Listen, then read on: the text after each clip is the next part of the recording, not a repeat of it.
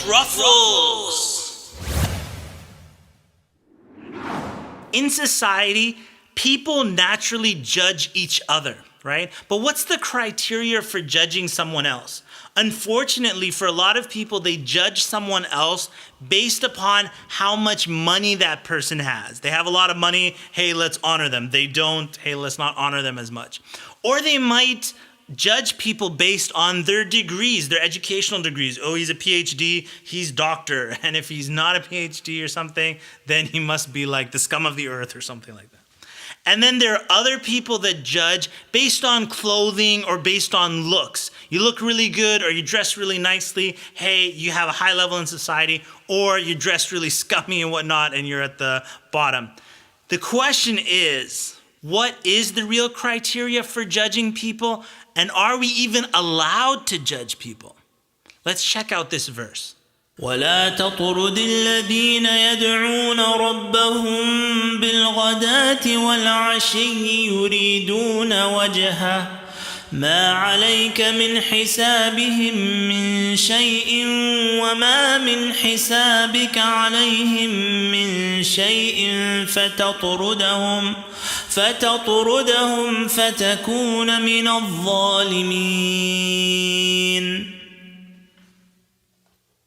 In this verse, Allah subhanahu wa ta'ala forbids the Prophet sallallahu alaihi wasallam from kicking out those who call upon Allah in the mornings and the evenings, seeking the countenance of Allah. The situation behind this verse is that the chieftains or the aristocrats of Mecca came to the Prophet sallallahu alaihi wasallam and they said, hey, look, if you want us to listen to you, if you want us to listen to this thing called Islam, we will sit with you, but only on condition.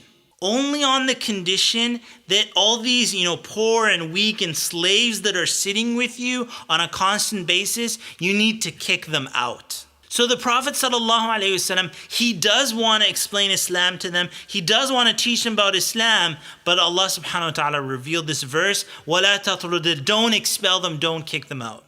See, this was the life of the Prophet ﷺ, his circle. You wouldn't go to the circle of the Prophet ﷺ and find only rich people. No, you would find rich and you would find poor. You wouldn't go to the circle of the Prophet ﷺ and find noblemen and aristocrats only. You would find those people, but you would also find the weak of society. They all had a place in the circle around the Prophet ﷺ. So the question for you is this: do you have people from these different segments of society in your circle?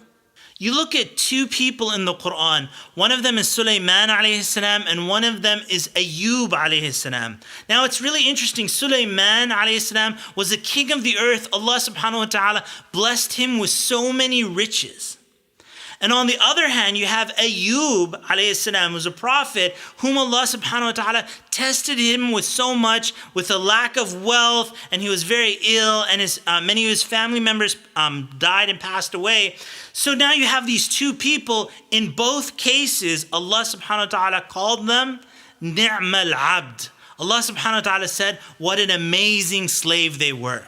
So it doesn't matter if you're as rich as Sulaiman alayhi salam, or it may be that a person doesn't have that much wealth. You can both, or people in both situations, can be great servants of Allah subhanahu wa ta'ala. So now let's go back to the circle of the Prophet sallallahu alaihi wasallam. He had the rich and the poor, the nobleman, the slave. They all found a place in the circle of the Prophet sallallahu alaihi wasallam.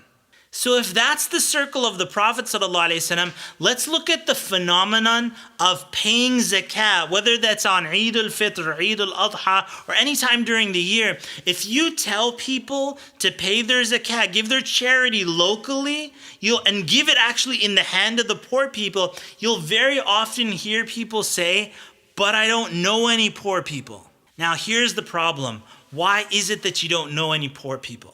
So my recommendation, my advice is this Eid, or whatever Eid is coming up, or any charity, go and find out who the poor people are in your community. Take your zakat or take your charity and give it to them in their hand. And I would even take it one step further, become their friend and invite them and make them part of your circle.